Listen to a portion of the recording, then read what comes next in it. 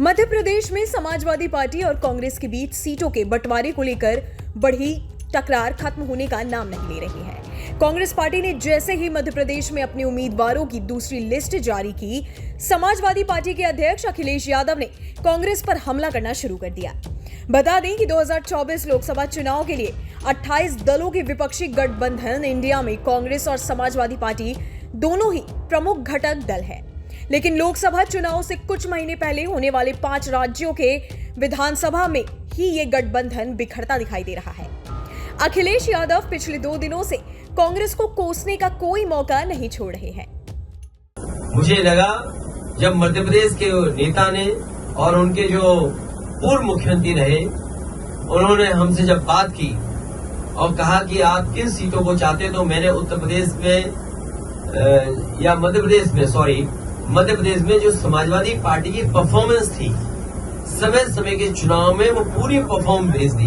और मैंने उससे कहा कि मध्य प्रदेश में कभी हमारा इस हिस्से से विधायक बन गया, कभी उस हिस्से से विधायक बन गया, और हमारी पार्टी से कई बार कई विधायक बने जो आज दूसरे दल में भी चले गए, कांग्रेस में भी चले गए।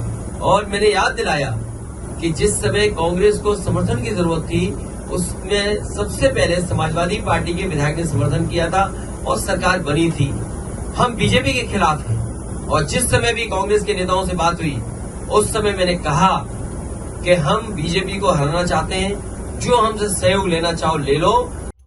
कांग्रेस पर वार करते हुए सपा अध्यक्ष यही नहीं रुके।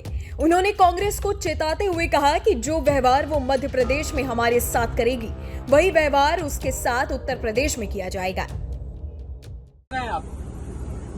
इंडिया गठबंधन अब मुझे पता लगा मध्य प्रदेश के बाद भारत के चुनाव के लिए है, इंडिया के चुनाव के लिए है, देश के चुनाव के लिए है। तो देश का चुनाव आएगा तब बात की जाएगी। सर, क्या और जिसको सीट चाहिए होगी या जिस पे बातचीत होगी वो अलग प्लेटफॉर्म है।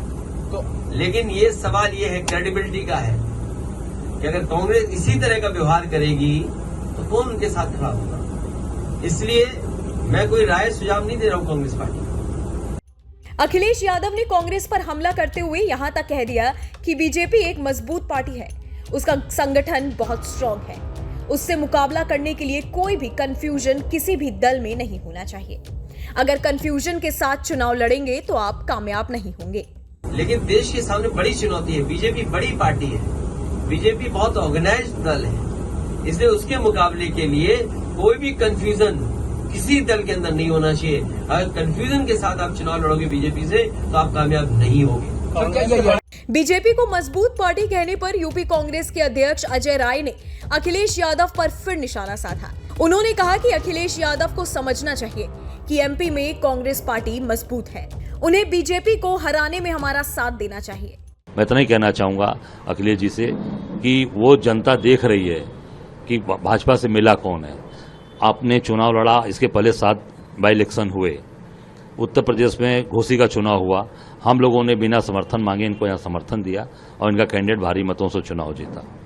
ठीक है, उसी समय चुनाव बागेश्वर के भी हुए, उत्तराखंड में इन्होंने वहाँ पर चुनाव अपना कैंडिडेट दिया और वहाँ चुनाव लड़ाया, वहाँ भारतीय जनता पार्टी चुनाव जीती, कांग्रेस हार गई।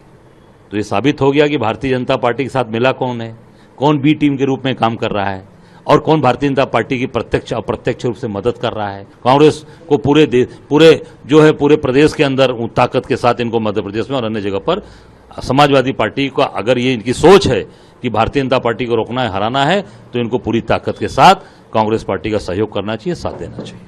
आपको बता दें कि मध्य प्रदेश में विधानसभा की 230 सीटों पर 17 नवंबर को वोटिंग होनी है। कांग्रेस पार्टी ने अब तक अपने 229 उम्मीदवारों की सूची जारी कर दी है।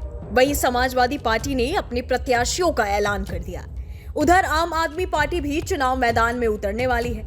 ये सभी दल इंडिया गठबंधन के साथ ही हैं, लेकिन 2024 पहले ही इनकी आपस की लड़ाई क्या संदेश दे रही है, ये जनता को समझना जरूरी है।